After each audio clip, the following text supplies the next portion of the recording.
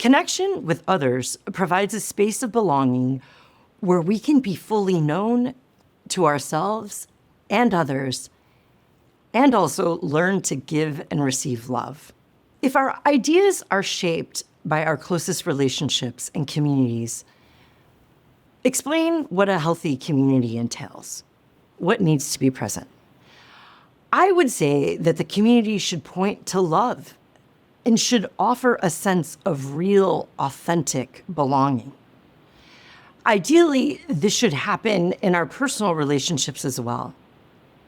Community should offer mentors and wise leaders who help people make sense of suffering and help people engage their strengths towards purposeful, pro-social ends.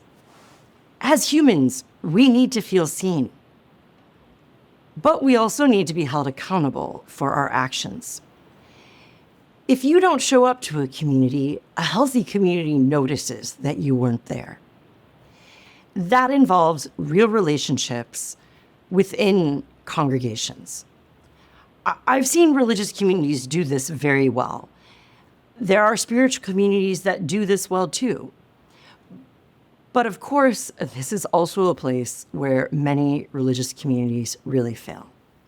Are there certain practices that build love between community members, that develop actual capacities and psychological muscles to become more loving? There's evidence that people who move synchronously or sing or dance together feel more connected to each other. These practices have the power to create positive emotions and loving feelings between people. This actually opens up our mind and creates the capacity for perspective taking and empathy. Doing service together also builds these kind of bonds. My experience is also that mentorship is really important in spiritual and religious communities. We need opportunities to serve and grow, and we need people who see who we are and help us develop our strengths.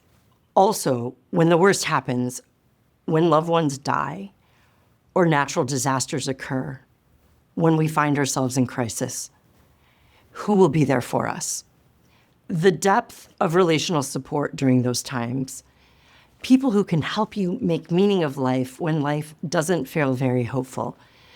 This is where these communities can be so helpful.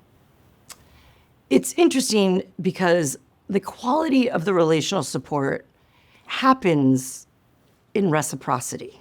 So we all have a part to play in creating the community that we want to be a part of. And so many people have been excluded from community or have been manipulated by religious communities. There are very real power dynamics at play. These are not just religious, but they can be cultural and involve gender. There is so much work to be done in creating healthy spaces. Where there has been harm, seeking forgiveness and making amends is necessary. And learning how to do that well is a spiritual practice. One of the most powerful aspects of community is presence, of being present and gathered when we're not ready to make meaning.